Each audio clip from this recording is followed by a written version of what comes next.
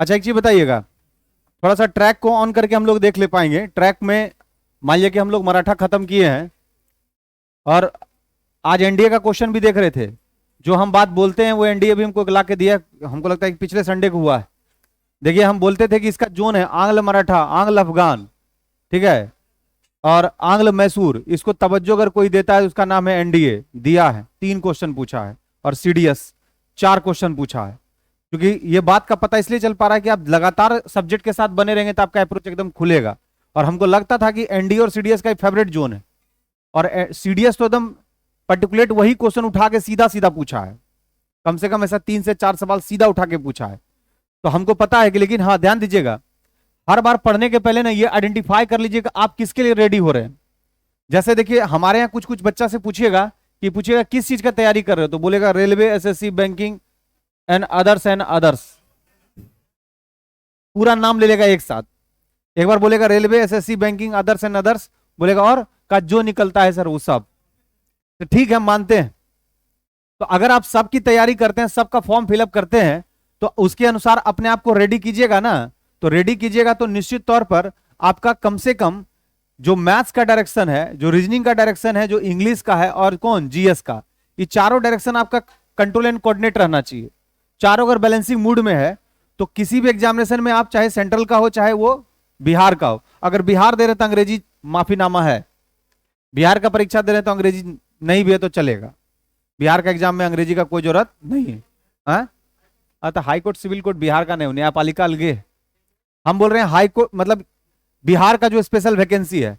बिहार में जैसे कौन कौन सी वैकेंसी होगी, 10+2 अभी आएगा, फिर कौन सा, बीएसएससी से। फिर अब सीजीएल, ये जो सीजीएल 3 हो रहा है, सीजीएल 3 के बाद फिर सीजीएल 4 का भी नोटिफिकेशन होगा।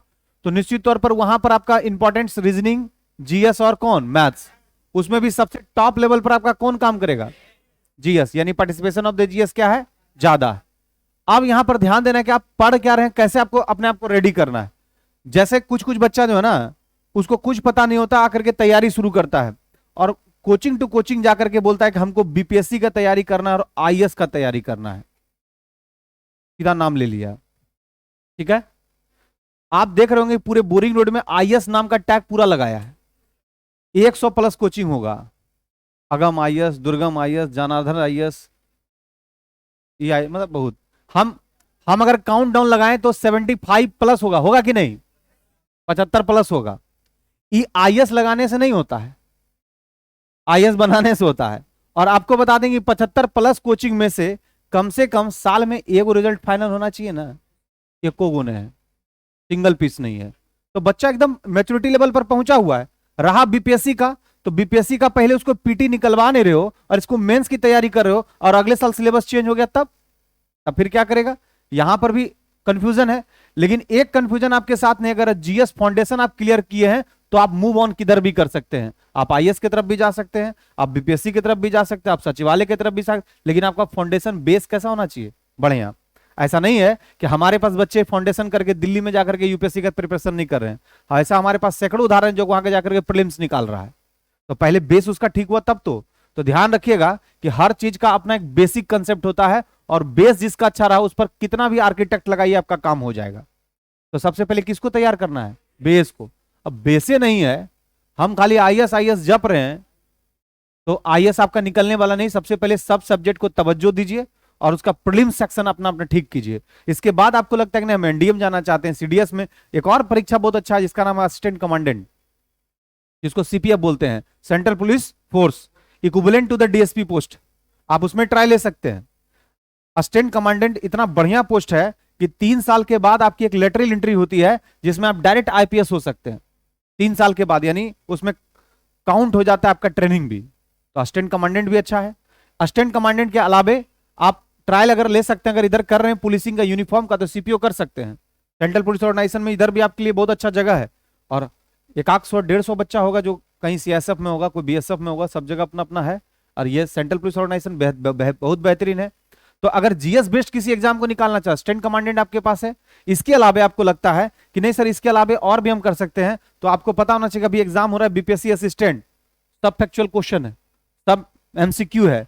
इस एमसीक्यू पर लोगों का सिलेक्शन होगा और इसमें क्या होगा कि 150 क्वेश्चन पूछेगा जिसमें से 90+, 75 नहीं, 90+ क्वेश्चन रहेगा जीएस का। इससे भी आप बीपीएससी असिस्टेंट में जा सकते हैं। इसके अलावा लड़कियों के लिए खासकर CDPO, child development project officer, project manager, बहुत सारा वैकेंसी आता है, लेकिन आपका बेस लाइन ठीक रहेगा तब तो ध्यान रखिएगा कि नॉर्मल आपका हल्का मैथमेटिकल अप्रोच, हल्का रीजनिंग अप्रोच और हल्का जीएस का अप्रोच आपका ठीक रहना चाहिए, नौकरी हो जाएगा। और खासकर बिहार में तो आराम से हो जाएगा। सेंट्रल में लेना चाहते हैं तो अंग्रेजी ठीक करना पड़ेगा। समझ रहे हैं बात को? सेंट्रल में अगर नौकरी चाहिए तो अंग्रेजी आपका एकदम बुलंद होना चाहिए, काहे कि सीजीएल उजीएल में थोड़ा सा अंग्रेजी लेवल का पूछा जाता है। यही सब इसका सिस्टम है। तो आपको परीक्षा निकालना है तो परीक्षा के हिसाब से अपने आप को रेडी करना है। हमसे पूछिएगा कि सर हमारा क्या दिनचर्या रहना चाहिए कि हम किसी परीक्षा को आराम से निकाल सकते हैं, तो हम आपको बताएंगे कि सबका फाउंडेशन क्लियर कीजिए और हर अल्टरनेट डे में एक मॉडल प्रैक्टिस सेट को खुद से बनाइए और जज कीजिए अपने आप को कि आपका स्पीड कैसा है, कितना आप बना पा रहे हैं। और अगर 1 से लेकर 100 क्वेश्चन आप बनाए हैं तो इसमें कोशिश कीजिए कि हर क्वेश्चन का डिटेल आप करते रहिए। और क्या कीजिए कि अगर यहां पर आप बना रहे हैं तो इधर साइड से लिखना यहीं पर शुरू कीजिए जो आपका गलत हो रहा है, और यहां पर एक डेट मार्क करके छोड़ दीजिए। देखिए स्ट्रेटजी है, यहां डेट मार के छोड़िएगा, यहां साइड से इन चीजों का यहां इंप्रेशन दे दीजिएगा, तो आपको पता चल जाएगा कि आप क्या क्या कर रहे हैं, यानी क्या क्या अप्रोच आपका चल रहा है। जैसे क्या होगा कि आपको लगे इस तारीख को इस क्वेश्चन को गलत किए और फिर अगले 12 दिन के बाद फिर इसी क्वेश्चन को हम गलत करें, इसका मतलब हम गलत कर रहे हैं। इसका मतलब हमारा रिवीजन कैसा होना चाहिए? सही होना चाहिए। और यही सी चीज को खाली सुधारते रहिए, सुधारते रहिए, सुधारते रहिए, आपका काम हो जाएगा। हम तो बोलते हैं बस इतना काम करो, और इतना काम करने के लिए 4 घंटा से ज्यादा पढ़ने की जरूरत नहीं।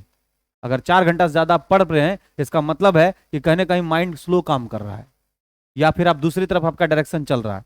4 घंटा, लेकिन 4 घंटा कंटिन्यूअसली होना चाहिए, कंसिस्टेंसी होना चाहिए। ये नहीं कि एक दिन भूतिया के 12 घंटा पढ़ लिए और एक सप्ताह बीमार है, वैसा नहीं पढ़ना है। कितना घंटा पढ़ना है? 4 घंटा। 4 घंटा, लेकिन कंसिस्टेंट होना चाहिए। ये 4 घंटा में नंबर भी नहीं लगाना है किसी का डॉक्टर के यहाँ।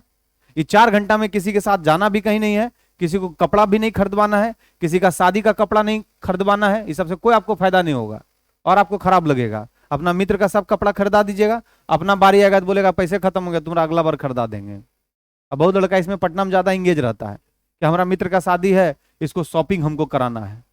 घूम रहा है दिन भर, 6-7 दिन में पूरा उसको मजा आ रहा है। 8वां दिन के बाद अपने हताश होकर के पंखा देख रहा है कि मेरा क्या होगा। तो ये सब मत कीजिएगा, इस सबसे कोनो फायदा नहीं है। हाँ, फायदा आपको उसी में है जिसमें आपको लगता है कि हम आप अपने साथ ईमानदारी कर पा रहे कि नहीं। यानी आपका जो बॉडी लैंग्वेज है वो एकदम सही होना चाहिए जब आप रास्ते में चलते हैं। आप नहीं तो इसको एक काम कीजिए, डिटरमिनेट करके देखिएगा कि आप घर पर अगर आप 4 घंटा पढ़ते हैं, 4 घंटा पढ़ करके आप निकलिएगा तो आपका काम बहुत अच्छा हो जाएगा। क्लियर?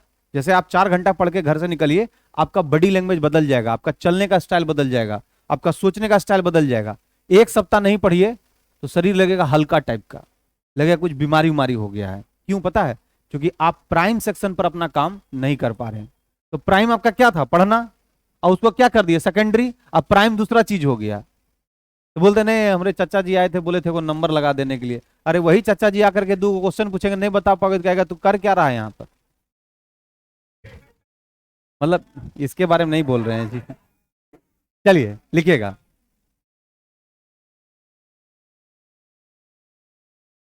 लिखिएगा